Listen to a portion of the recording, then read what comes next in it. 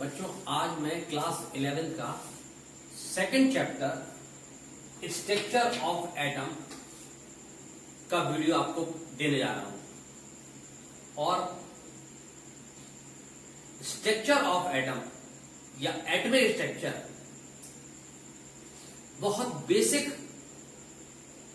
Chapter है, जिसका basic आपको यदि आता है तो आपको पूरा के पूरा इनऑर्गेनिक केमिस्ट्री में बहुत इसका यूज होगा और आपको बहुत यूजफुल होगा और पढ़ने में आपको बहुत हर चीज इजी रहेगी। इसीलिए इस चैप्टर को अच्छी तरह से आपको एक्सप्लेन करने के लिए मैं इसके छोटे छोटे वीडियो आपको दूंगा, केवल एक टॉपिक दूंगा ताकि आपको पढ़ने में समय ज्यादा मिले और कोई भी दिक्कत ना हो लर्न करने में। इसलिए इस चैप्टर को आप एक एक वीडियो, छोटा छोटा वीडियो डेली देखिए और एक छोटे छोटे वीडियो से आपको कम मेहनत में ज्यादा आपको समझ में आएगा। इसलिए अब मैं छोटा वीडियो बना रहा हूं। स्ट्रक्चर ऑफ एटम, देखिए इसको पढ़ने के पहले सबसे पहले हमको आना चाहिए Dalton atomic theory. Dalton's atomic theory, ये क्या है? स्ट्रक्चर ऑफ एटम पढ़ना है तो पहले एटम के बारे में पढ़ें। तो सुनिए, there are following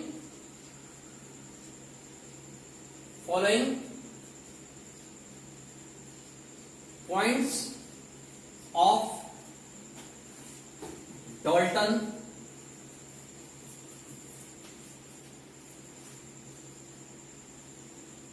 atomic theory. There are following points of Dalton atomic theory. क्या पॉइंट्स है? पहला पॉइंट्स उन्होंने बताया इसने डाल्टन ने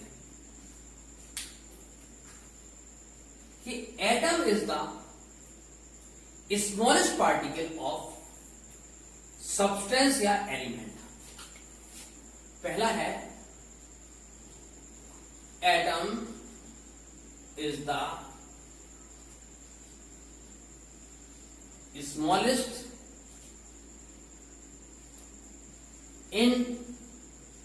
indivisible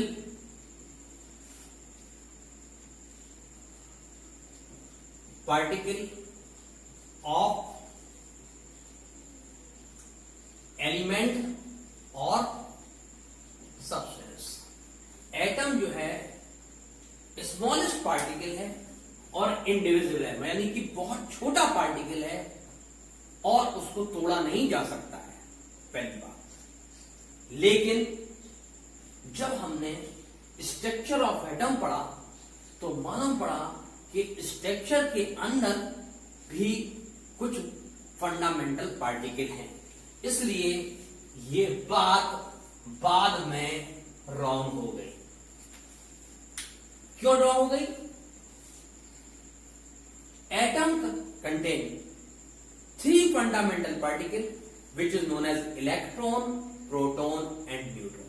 ठीक है, पहला पॉइंट था atom is the smallest individual particle of the element.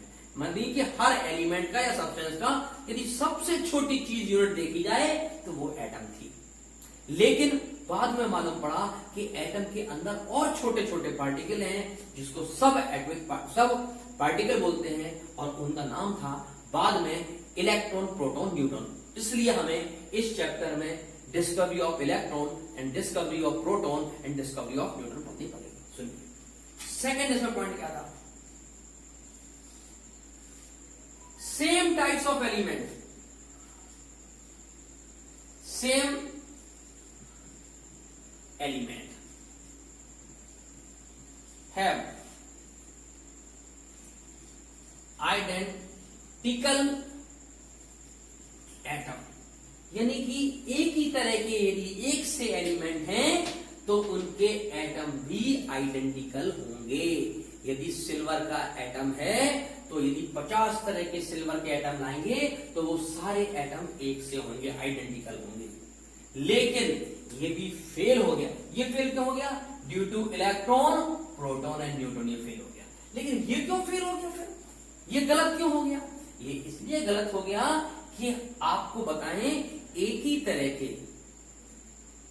Atom हैं और एलिमेंट दो हैं, जिनको हम कहते थे आइसोबार। आइसोबार वो एलिमेंट हैं जो वेट में एक से होते हैं। ये जो थ्योरी है, ये थ्योरी किसके लिए थी?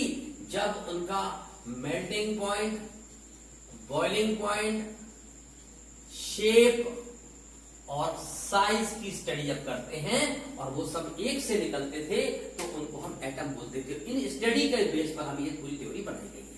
लेकिन बाद में मालूम पड़ा कि जिन एटम के, ठीक है, जो एटम एक से हैं, यानी कि जिनका साइज के साथ में वेट,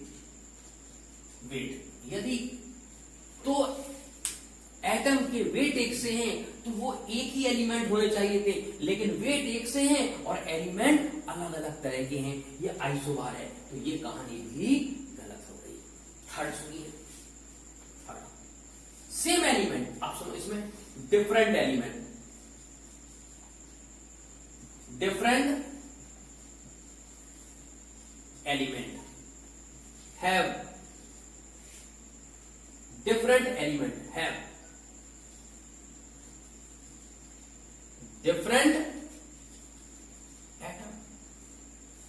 इसका मतलब है सेम एलिमेंट के सेम एटम है। यदि दो एलिमेंट है तो दो तरह के एटम, यदि पांच एलिमेंट है, लेकिन ये भी फेल हो गया क्योंकि सेम काइंड ऑफ एलिमेंट, एक ही तरह के एलिमेंट में डिफरेंट एटम होते हैं, जिनको कहते हैं आइसोटोप्स। आइसोटोप्स मालूम पड़ा एक एलिमेंट है हाइड्रोजन, उसके क्या है, डिफरेंट एलिमेंट है, लेकिन हम आपको बता दें सेम एलिमेंट, जैसे आइसोटोप्स है, तो मालूम पड़ा हाइड्रोजन है। तो यानी कि आइसोटोप्स, इन दोनों चीजों की स्टडी की गई, आइसोटोप्स और आइसोबार, तो ये दोनों पॉइंट हमारे गलत पाए गए। ठीक है, अगला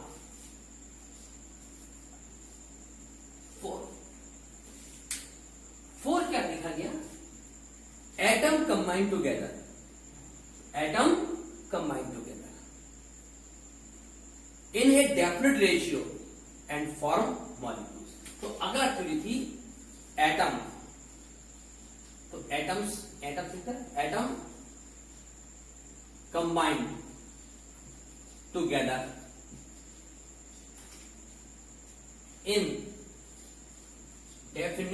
in the definite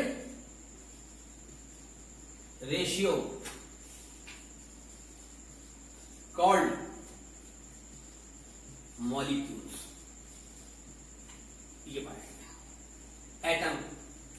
एटम या तो हमने आपसे कहा दो एक से एटम, O2 बन गया, या हमने आपसे कहा एक H और दो ऑक्सीजन एटम, तो ये H2 बन गया।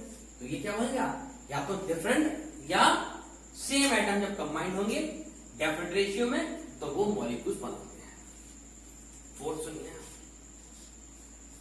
फोर्थ एक प्रॉपर्टी, फिफ्थ एक प्रॉपर्टी है, जब ये कंपाउंड आपस में कंबाइंड होते हैं तो ये दोबारा से रीऑर्गेनाइज होते हैं।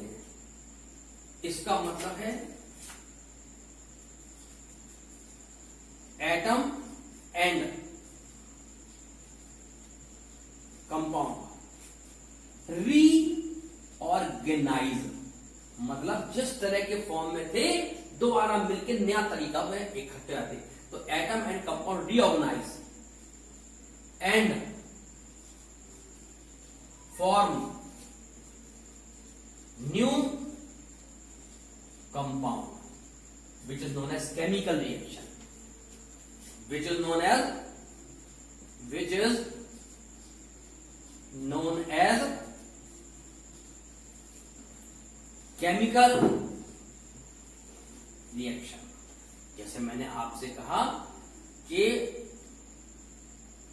जिंक, या मैंने आपसे कहा नाइट्रोजन, दो एंड और हाइड्रोजन है, ये एटम या कंपाउंड दोबारा से आपस में मिलेंगे and form NH3 into NH3, reorganise, यानी कि ये ऑर्गेनाइज हैं और ये दोबारा से रीऑर्गेनाइज होके नया एलिमेंट बनाते हैं, जिनको हम कहते हैं कंपाउंड।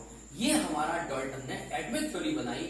जब उन्होंने ये थ्योरी बनाई तो उसमें फर्स्ट 3 पॉइंट में हमें ये सबसे पहली बात गलत मिली कि जो सबसे छोटा पार्टिकल है एटम का, उसको हम किसी भी एलिमेंट का जो सबसे छोटा पार्टिकल है उसको हम एटम कहते हैं, जबकि बाद में मालूम पड़ा atom is not the smallest particle of the an element. नहीं है, गलत हुआ।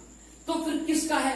तो फिर उसके अंदर और छोटे पार्टिकल क्या हैं? वो फंडामेंटल पार्टिकल हैं, इलेक्ट्रॉन, प्रोटॉन और न्यूट्रॉन। और फिर उसके बाद जो इलेक्ट्रॉन, प्रोटॉन और न्यूट्रॉन मिलते हैं, उस जिस एलिमेंट में मिलते हैं वो एलिमेंट आइसोबार भी होते हैं और वो एलिमेंट आइसोटोप्स भी होते हैं। ये तीनों चीज पॉइंट को हमको डाल्टन एटॉमिक थ्योरी के अंदर हमको पढ़ना है। तो अगला टॉपिक हम स्टार्ट करेंगे discovery of electron and discovery of proton and discovery of neutron. तो बेटा आज के लिए छोटा सा मैंने टॉपिक दिया है, ये इसलिए दिया है कि आप स्ट्रक्चर ऑफ एटम की शुरुआत बहुत हल्के मन से इजीली करें और आपको कोई दिक्कत ना हो। तो आपको डाल्टन एटॉमिक थ्योरी कल पढ़ना है। डाल्टन एटॉमिक थ्योरी ने डाल्टन ने बताया कि हर एलिमेंट सबसे छोटे पार्टिकल से बना है जिसको हम तोड़ नहीं सकते, और उस छोटे पार्टिकल को हम कहते हैं एटम। बाद में मालूम पड़ा ये बात जो डाल्टन ने बोली वो सही नहीं है, और उसके बाद एक नया चैप्टर इसके साथ जोड़ा गया कि उसके अंदर जो फंडामेंटल पार्टिकल है जो एटम बना है उसका नाम है इलेक्ट्रॉन, प्रोटॉन, न्यूट्रॉन। और उसके अंदर हम पढ़ेंगे वो किस तरह एटम के अंदर, ठीक है, किस तरह एटम के अंदर प्रेजेंट है, किस रेशियो में प्रेजेंट है, किस जगह प्रेजेंट है, और किस तरह वो अपनी पोजीशन को चेंज करते हैं या फिक्स रखते हैं, किस रेशियो में वो इलेक्ट्रॉन, प्रोटॉन, न्यूट्रॉन में रहते हैं और किस जगह होते हैं, उसकी पूरी थ्योरी कहलाएगी स्ट्रक्चर ऑफ एटम। वो हम अगले वीडियो में आपको देंगे। सबसे पहले इलेक्ट्रॉन का देंगे, फिर प्रोटॉन का देंगे, फिर न्यूट्रॉन का देंगे, फिर डिस्कवरी ऑफ न्यूक्लियस देंगे। और ये पूरा पढ़ने के बाद स्ट्रक्चर ऑफ एटम का एक छोटा सा पार्ट हमारा तैयार हो जाएगा, जो नेक्स्ट टॉपिक में नेक्स्ट हम वीडियो में आपको देने जाएंगे। ओके।